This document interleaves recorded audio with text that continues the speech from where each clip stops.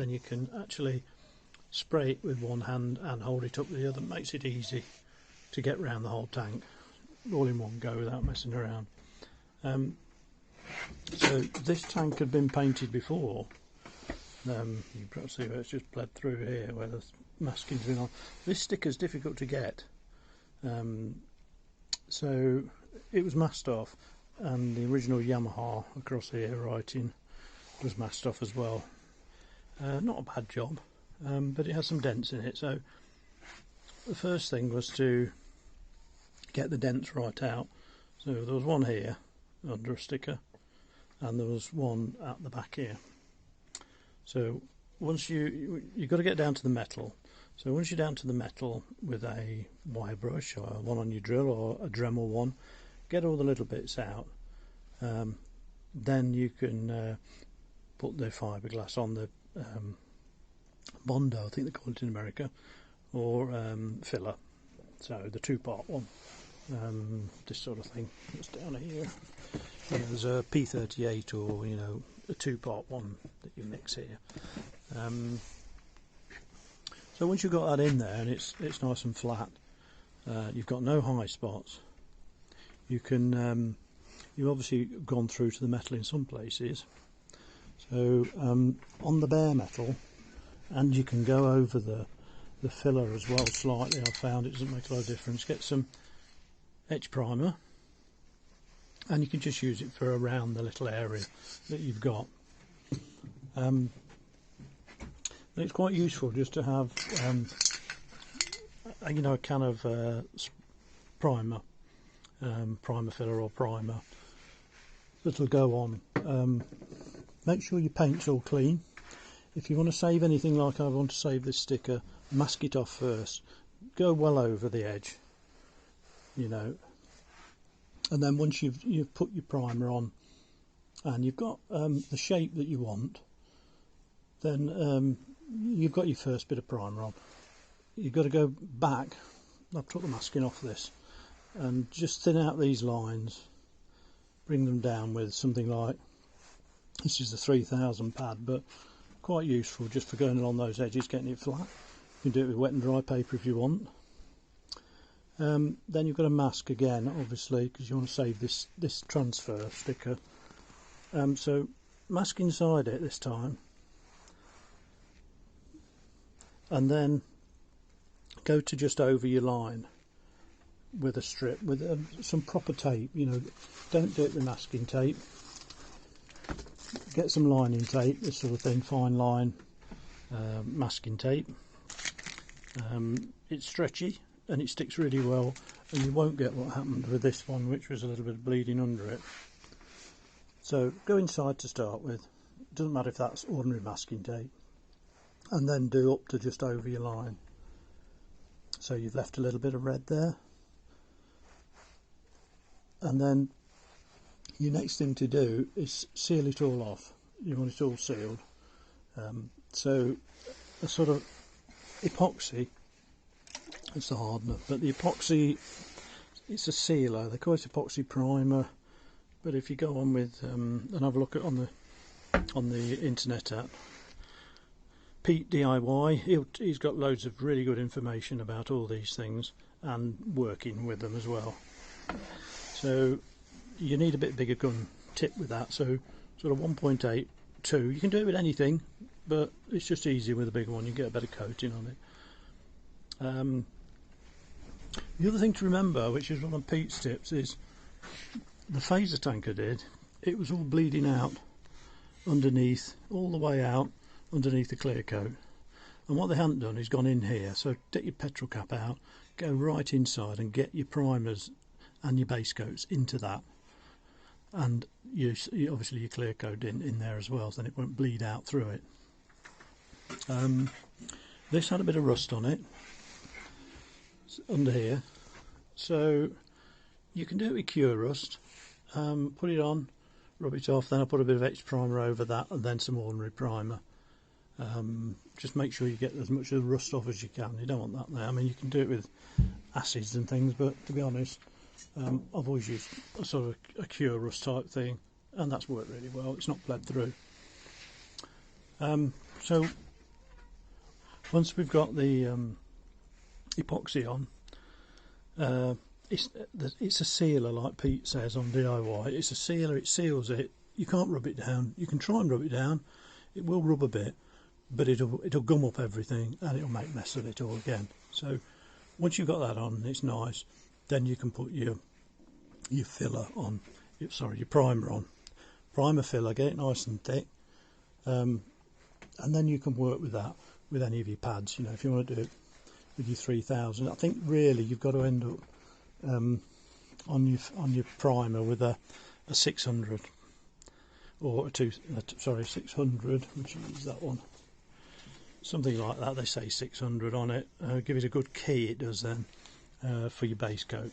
Base coat's another funny one, because you can buy the base coat, which is this sort of thing I've got, which this guy makes it up. He does a really good job of it, but it's quite dark because he uses a coat under the base coat that's a real bright pink, which makes the colour, the final colour, absolutely brilliant. Real good match. So, but you can't just use that on its own. It's a vivid red cocktail. So probably, you know, if you're not doing it that way, go to your local shop and get it mixed up from the right colour. I mean, this is a VRC1, the vivid red cocktail. I think there's another mix in that, and the one that was on there had got a metallic in it, so I think that was they put the wrong colour on anyway. But you can probably see the difference in these two colours. You see that one on the right, that's the mixed one, which is the final colour. The one on the left is this in the bottle, which is a bit darker, but with the bright pink, it's a real fluorescent pink base coat under this one. I think you call it a ground coat, and then this base coat. Obviously they've all got to have clear coats over them to bring the shine out, because these are sprayed obviously flat, so they've got a matte finish when they go on. But you can see the difference in those two. So I mean, you've got to get the colours right on these by generally knowing how many coats to spray, which is why this card's here. I think this one was 2. I don't think you want to go more than 3 coats. 2 coats is probably going to be enough of that one on top of the pink. This one I didn't quite do enough on the last tank, which is the one on the right. That could have gone 3 or 4 coats, because it's that much brighter, and as you go more coats it gets a bit darker. So I think that one was sort of be 4 coats this time. I didn't quite do enough last time. There we go, that's a bit of information on that. So once you've got your epoxy on and your primer on and you're all ready for your base coat, then you can take your outer line that you've masked a bit too far and bring it down back down here a bit. You could go onto the white to get rid of this, and then you do your base coats up to this, and then when you take it off in the end before you do the clear coat, you'll be in the right place. But do make sure you scuff this up a little bit with your 3000 or 2000 on the original. If it's got an original clear coat, that is on there. Scuff this transfer up a little bit just to get a key on it. This one had come off the clear coat here, so you can see that there's a shape there where the clear coat had cracked off, which means there might be a little line. I've got as fine as I can with the 3000, but there could be a little line there when the clear coat goes on, that you can see. But with it being a transfer, you can't really use a blending thinners around that to blend it in, because it will probably attack the transfer, the sticker there.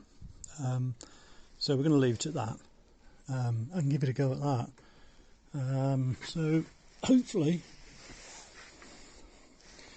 and then the other thing is that you can buy the Yamaha name to go on there. Make sure you get the right one, because some of them, I think the M is a bit short and it just is not quite right. Make sure you get the right size as well.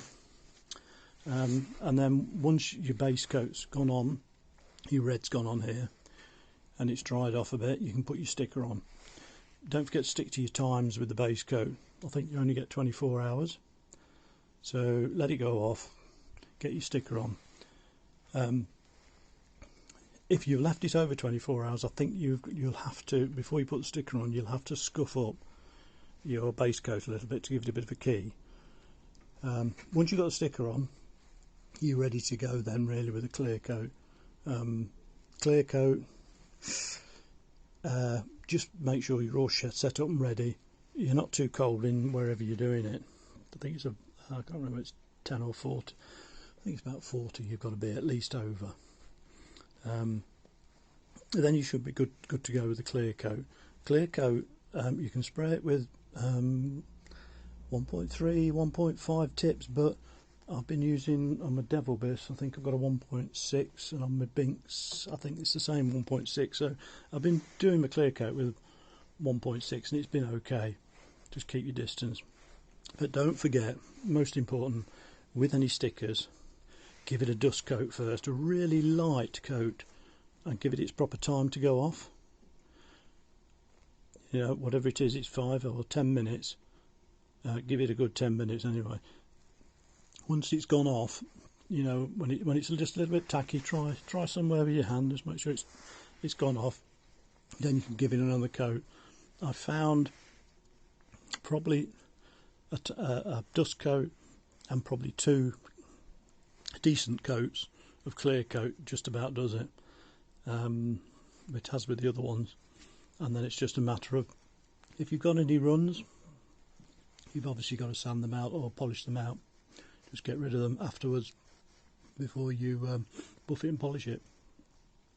So hopefully, amongst all that, there's probably some good tips for you. Don't forget, most important, respirator, have a decent one, or you'll end up with lungs like me. Sorry. Most useful most of the time, a hairdryer, just to dry off stuff as you go. You know, with your primers or whatever, just give them a bit of a dry. Particularly if you think they're going to run, just give them a quick blast. I think that's about it, apart from every time you do something. I mean, people use tack cloths. I don't get on with tack cloths myself. I find they scratch. Panel wipe. Every time you're ready to go with paint, panel wipe it and then dry it off with a hairdryer. Make sure it's all dry and gone. Give it a bit of time.